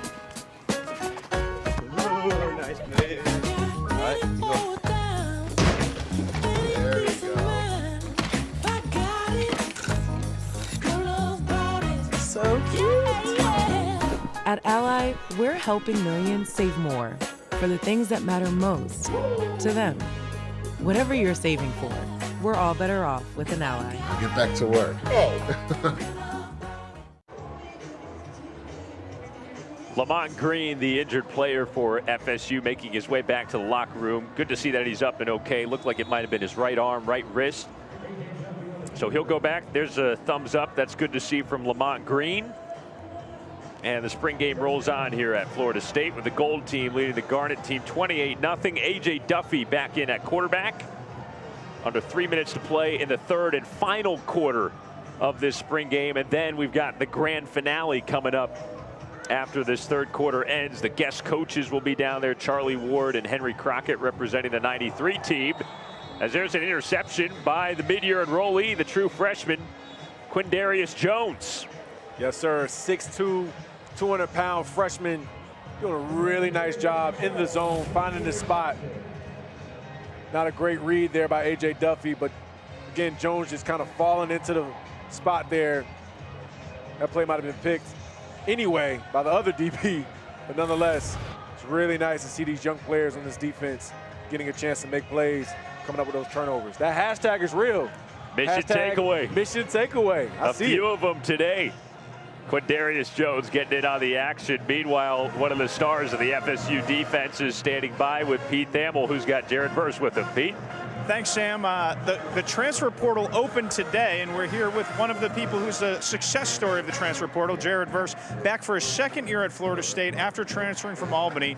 Walk us back through your transfer. You go in the portal. What happens next, Jared? I didn't expect it to happen, but every school, a lot of schools were hitting me up, texting me, trying to get me on visits, recruitment. A lot of people were talking to me, a lot of coaches, scouts, everybody. It blew up really fast. I didn't expect that, to be quite honest. It blew up fast, and Jared got off to a fast start last season for the Seminoles before injury. Jared, walk us through your decision to stay at Florida State. You're obviously projected to be a first-round draft pick.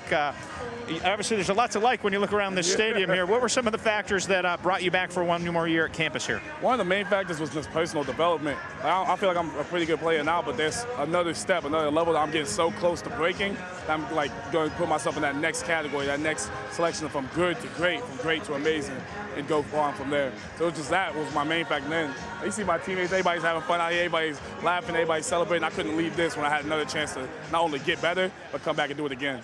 All right, nerd out for us here a little bit, Jared. You wanted to refine your craft, your mom told me. Give us some nuances of your game of D-line play that you think you can flash next season. It's definitely hand fighting. That's one thing that I was good at last year. I could beat somebody's hands, but I wasn't beating everyone's hands. You know, there were certain games where some guys were a little bit better than guys who played the week previous. And I wasn't beating their hands. I wasn't doing this. I had to use moves that I would like fall back on and kind of got in my head. So once I become more confident in my hands, that's like the main thing I want to focus on. Well, the Seminoles are hand fighting in a new category after a 10-win season. You're expected to compete with the elite in college football this year. What are your expectations of what this season can be at Florida State, Jared? I think it's greatness. I think it's one of those seasons that no matter how it ends, it's going to be looked back at like, oh, this was one of the best teams ever in college football. I think everybody's going to look at us and go like, okay, that guy, all of them amazing. Across the board, you can look at all the O-linemen, all the D-linemen, running backs, quarterbacks, safety, secondary, linebackers, everybody. I want everybody to be able to look back and go like, okay, yeah, like that was the team. That's the standard. All right, and we'll go back to the booth where E.J. Manuel was one of the guys that set that standard about a decade ago. Thanks, Jared. Appreciate it. No problem. Thank you for having me. Good stuff, Pete. Thank you very much. Jared Verse back in the saddle for year 2 here at FSU. And no doubt that he's looking to make it an even better year than his breakout campaign a year ago. No question. You heard what the young man said he wants to get better at, and that's hand fighting. That's combat. That's just coming off the ball. And some of these big tackles, they're going to have a chance to maybe block him in. You know, when you have a great pass rusher like this, offensive coordinators respect that. And what they do by that, they have a tight end to stand there and chip and help that help that tackle maybe take off a little bit of that pressure. But again, when you have great and excellent hands, ferocity coming off the line of scrimmage, you're still going to have a chance to get back there for some sacks. Because I'll tell you what, he's going to have 3 other guys on that defensive line that can make plays too. Well, this is the untimed end of the third quarter. Clock's at zeros, but Coach Norvell wants to see this series play out. There's Jared enjoying the sideline there with Pete.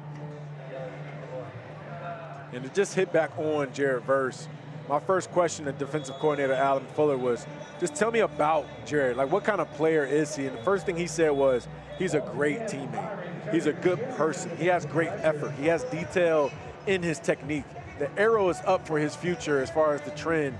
And really, wild to say, but he said Jared even has more in the tank. And you heard Jared talk about it. He can still get better, going from good to great, great to amazing. It's just really cool to hear a player that's already so decorated still be hungry and want to get more. Well, that is the end of the third quarter, which means it is time for the grand finale. So what we're going to have here, 3 alternating series from midfield. It's the 1993 team against the 2013 team. 2 national championship teams represented here at Doak Campbell Stadium. Charlie Ward and Henry Crockett from the 93 team, and Carlos Williams and P.J. Williams from the 13 team. Coach Norvell getting ready here for a little coin toss. You were part of this last year, EJ. Yeah. Did you win? Were you guys on the winning team? Brian McFadden and myself, we did win. All right. We beat Danny Cannell, Peter Boulware. I'll let them talk here first. Here we go. Coin toss. It is heads. What's your name? You want the ball? One ball. 93 team wants the ball. Okay, I like that. 93 will receive the ball. There's Charlie Ward on the right side, the former Heisman Trophy winner. Henry Crockett, legendary defender. He's the defensive coordinator for this. Yep. But it'll be the 93 team starting on offense, so we'll see what Coach Ward, as we talked with him earlier, has up his sleeve as far as the play calling goes. And this was a really fun situation for myself because, granted, I played quarterback, but I never had the chance to actually be the offensive coordinator, put the headset on, and have communication between myself and the quarterback. And the biggest thing I told the quarterback, which I had last year, was Tate Rodemaker, hey, man, just take care of me. Don't turn it over. And what I meant by that was, I'll take care of you with the next play. If it's not there, just throw it away, take off a run. Just don't put it in harm's way. And Tate definitely listened, and he had really nice drives. Like I said, we had 3 touchdowns and put a little bit of a hurting on Danny Cannell and Peter Boulware. Sorry, guys. Bragging rights forever.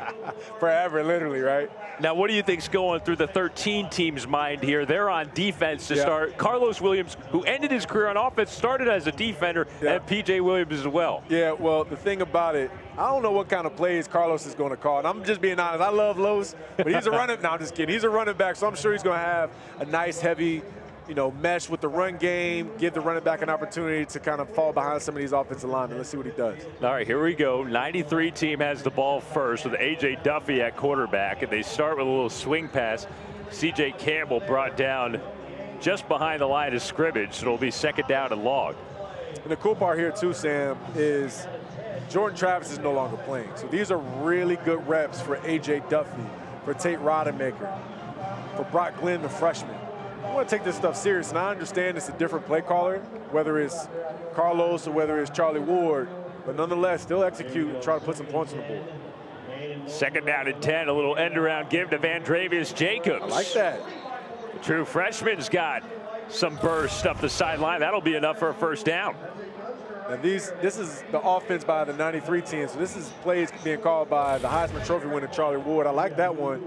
Move the chains there. Make the defense play sideline to sideline. So now first down and 10 for the 93 team here, the first possession of the grand finale. Run play up the middle, Rodney Hill, and he is stacked up.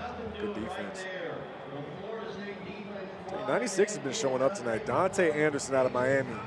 Homestead High School doing a really good job at the point of attack. Big young man, 6'3", 255 pounds. Certainly going to add to that depth of that defensive line. You got to imagine when you have great players like Fabian Lovett, Jared Verse in front of you, man, like that's a great way to get better yourself. And again, as a backup, you're one play away from being out there on the field. So really good reps for him. Second down and 10. Duffy back to throw, and now he'll get out of the pocket and run. And he's out of bounds right about the 31-yard line. So a decent little scramble by A.J. Duffy to pick up 9. Yep, A.J. Duffy just doing a good job of surveying the field. And like I said, not forcing the pass here. In this situation, you want the drive to extend, so there's nothing wrong with taking off and getting to the sideline. Number 31 on defense, DeMarco Ward, another freshman, adding that pressure to get that young man out of bounds. All right, let's see what Charlie Ward's got up his sleeve here on the money down. Third down and 1. They've got to get to the 30 to pick it up. I haven't seen any pressures brought on by this defense. P.J. Williams being called. Got to stop right there, though, by the D. Okay. Ayobami Tifase getting in again as they try that end around one more time. Yeah, try the jet sweep one more time, but looked like Bishop Thomas, number 90 out of New Orleans, Moore High School, did a really good job getting off the ball. And as you said, Tifase coming out there wreaking havoc. Once again, these are backups on the defensive line. Being able to get a push and get all these stops, especially on third down. Now we got a fourth down situation. Yeah, this is a big moment right here. 4th and 4. Need to get to the 30. 93 team coached by Charlie Ward and Henry Crockett trying to keep this first series alive. There's A.J. Duffy back to throw. Got it back. Probably would have been a sack as he completes to Lawrence Toafili. Yep, it's a stop. Well, hang on here. They got to make sure they get the correct call. They're going to say he didn't make it. Yep, it's a stop. 41, A.J. Cottrell on the defensive coming up making the stop. Now, the reason that's a stop is because this is a thud period. Nobody's taking anybody to the ground, especially if you have a green jersey on which Lawrence Toafili has. So I like that fairness in the call. Turnover on downs. Let's go back downstairs to Pete Thamel, who is standing by with one of the breakout players of today's game, Kentron Portier. Pete? Yeah, here with Kentron. Obviously, Kentron, a huge day today. There's the depth of this team has really shown. Has it been hard for you to maybe get an opportunity and break through? And what do you think today can do for you moving forward? I think today for me moving forward, to showcase my ability, what I can do, what I've been working on for the last 3 years that I've been here. And I feel like, it's not just come in here, come work, get the opportunity that you get, they come and make the best of it every time you do it. Patience is rare in college football, as we see with the portal opening today, Kentron. What about this place made you want to stick around? I believed into it. I ain't chasing nothing. I just want to work on me and being the best I can on and off the field. And I trust Coach Novell with me, and I stuck around. You obviously have a deep connection with Jordan Travis at this point, having played with him for all your years here. What do you think he can become in this final season here? Oh, that man is. He gonna be one of them. He gonna be one of them. Heisman, I call him right now, Heisman winner this year. And next year, whatever he do in the league, he gonna be the best at whatever he does. All right, you heard it here first. Heisman and beyond for Jordan Travis. Thank you, Kentron. Yes, sir. No problem. Thank you. Back up to you guys. Thank you, Pete. How about Kentron Portier? Big time display today. Yeah, big time display. And it's really cool to see that because the coaches raved about this young man. We asked them, who's going to have a breakout year? And they said Kentron Portier. Coach Norvell said it. Coach Atkins said it. And he definitely showed up today. It's really cool for him to show that love to QB1 Jordan Travis. I'll tell you what, Jordan Travis is going to show a lot of love to Portier because you know you have multiple receivers that can not only make the catch but also have juice to have that yards at the catch. Christian White in there on that last stop. Believe the 13 team has the ball here after making that first stop here in the grand finale. Little face-off between some former FSU legends who are the guest coaches, Charlie Ward and Henry Crockett from the 93 National Championship team, and Carlos and P.J. Williams from the 13 National Championship team. Brock Glenn vertical, got his man. It's Kyle Morlock. Nice. The tight end who transferred in from Shorter out of D2, and he's got a catch inside the 10. An excellent throw here by Brock Glenn, allowing Morlock, number 84, to get around the linebacker. And as soon as he breaks off, you see him snap his head around. Boom, ball on him, right in the chest. 6'6" tight end. Going to be a huge threat for this vertical passing game. A two-time D2 All-American. Throw it away. Nice. There it is. Live to play another day. Absolutely. And most young quarterbacks, it's hard for them to do that. This is a really good practice rep, in my opinion, because every team that I play for, especially the coordinator, says, look, just take care of me by throwing the ball away. When you run outside, sure, you can take off and try to run somebody over, but then you risk yourself getting injured. You risk yourself possibly fumbling the ball, giving it back to the defense. Throw that thing away and move on to the next down, second down. You see Carlos and P.J. Williams there on the sideline. 13 team trying to get on the scoreboard here in the grand finale. Let's see. I think there's going to be a run play here. Tight end's going to come across from the cutoff block. Ooh. There it is. And the defense was right there for it. Number 93, Malachi Menser. Bringing the pain. Watch the get off here. Nobody blocks him. Comes right in, puts his hat on the hat of the running back there. C.J. Campbell really nowhere to go. Excellent play by another young player, Malachi Menser out of Punta Gorda, Florida. So now you got third down and goal from outside the 10. See what Coach Lowe styles up here. Okay, got trips to the left here, so I'm assuming third down situation. You're going to throw the ball here. And I call that seam one more time. Tight split, the motion.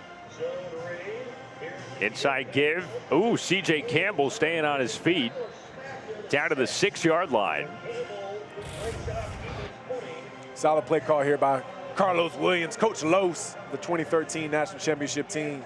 C.J. Campbell doing what he can, making 2 or 3 guys miss, trying to get positive yards to make this field goal attempt a little easier here for Ryan Fitzgerald. So it'll be a short field goal for Ryan Fitzgerald. 13 team looking to get on the board first. He needs a holder.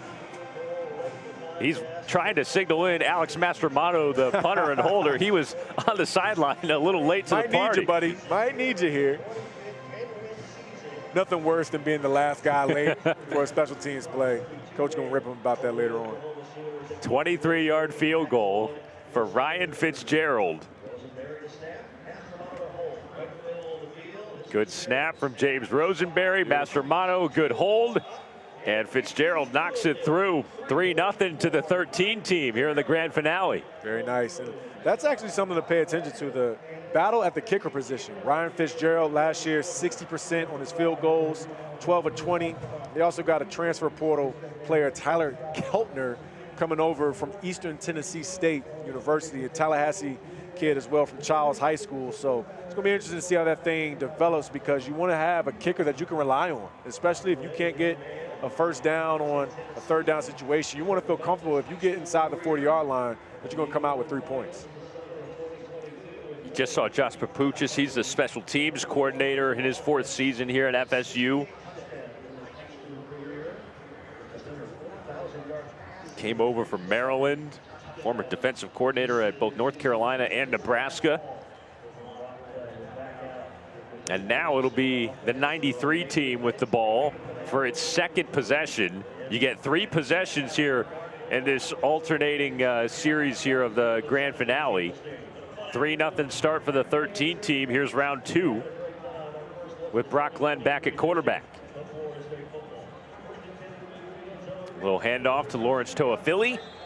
And he's running out of bounds by Quindarius Jones, who had the interception moments ago. Yeah, again, another freshman, number 16, Quindarius Jones, coming off his block, trying to make a tackle on the sideline. And just for those fans at home, wondering why are you tackling the guy when you have a green jersey on like that, especially the quarterbacks, but also some of these running backs, Trey Benson, Lawrence Toafili.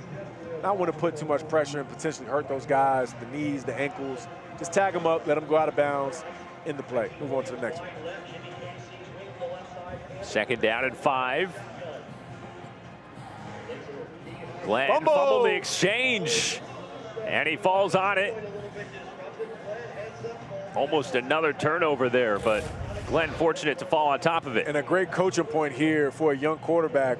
In this situation, it doesn't even look like 22 is expecting to get the ball, C.J. Campbell.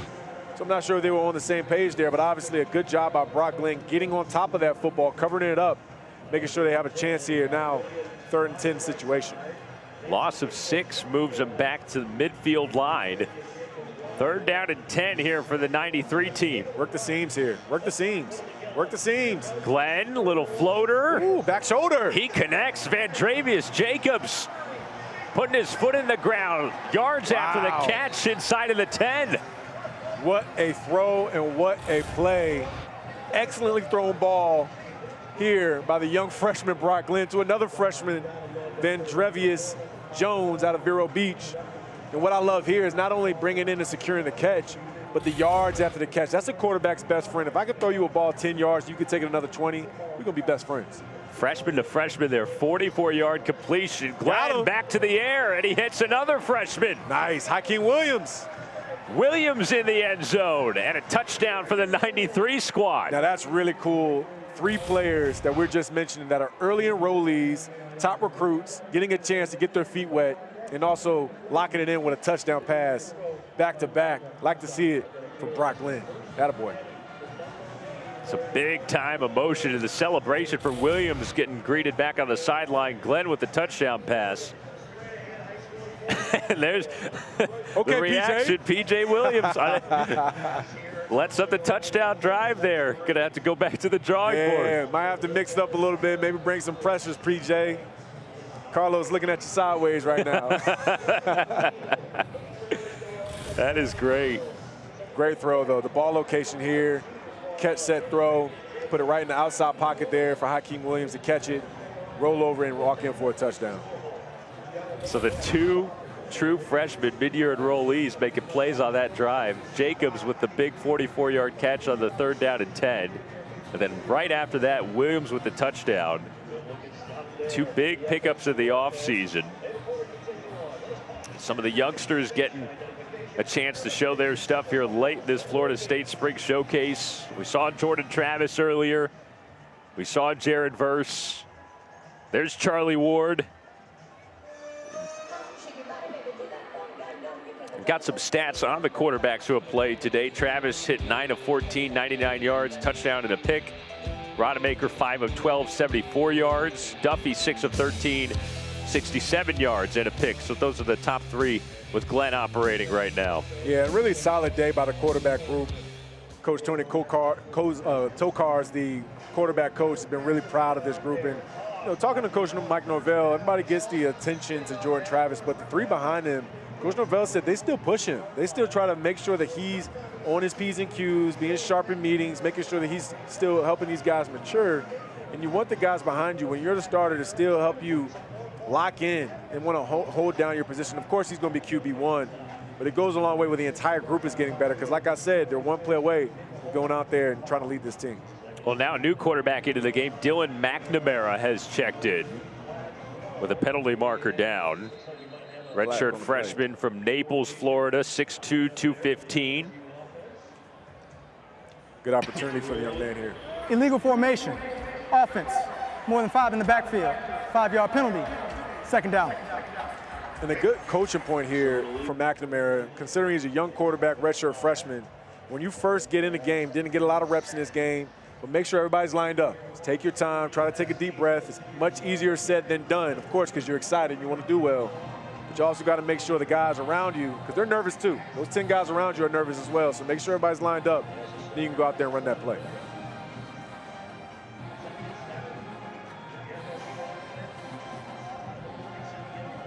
McNamara with the handoff. C.J. Campbell ridden down.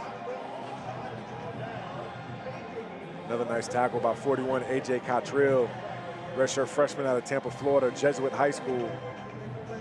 Played in 2 games last year and then redshirted, but I'll tell you what, he's shown up a lot. Getting off his blocks, getting to the ball carrier.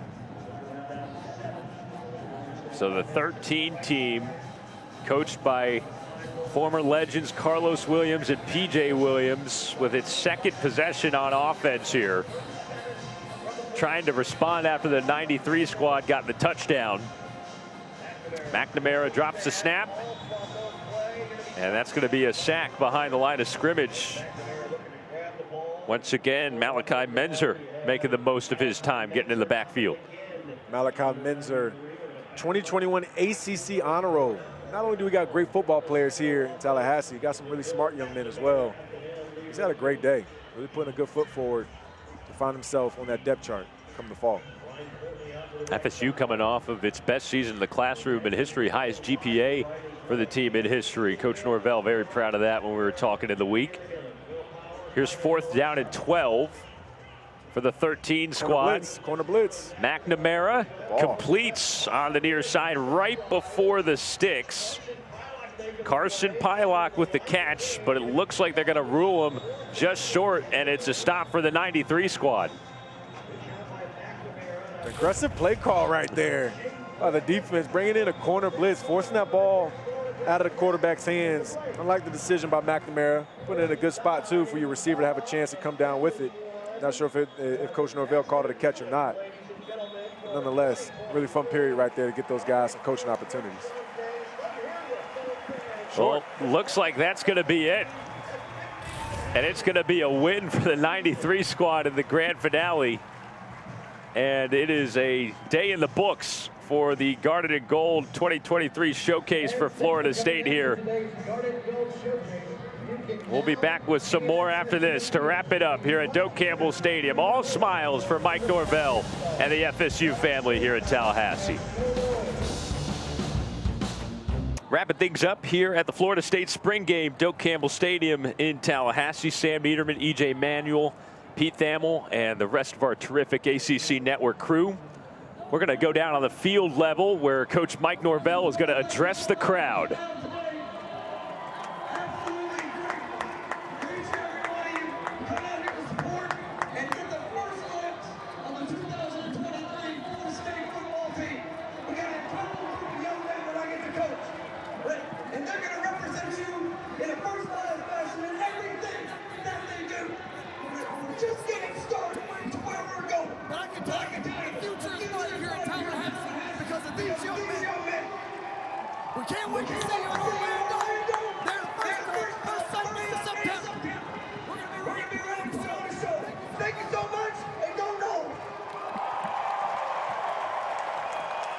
All righty, a fiery speech there from the always passionate head coach Mike Norvell, putting a bow on the Florida State spring game. We'll take a break ourselves and have final thoughts when we come back.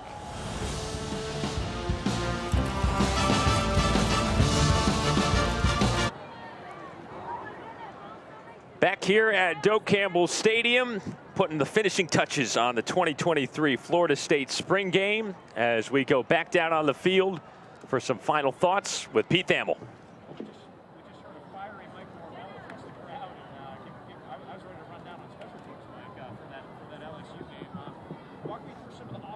That you derive from today? Well, you know, I think you saw explosive plays on both sides. You know, I mean, it was, very competitive, which is, most of our spring has been. And, when you see guys going back and forth, really good responses. You know, there's some challenges, for the defense and the offense with some guys being in green jerseys and just, how we trying to be smart with what we're doing. But, had some young guys that really stood up and, I thought played very well in front of their, some of them in the first time in front of the crowd. But it was a good day. And, excited about, the progression we've seen throughout spring ball, and now we got to take it into the summer and continue to improve. But really like what I'm seeing from this football team.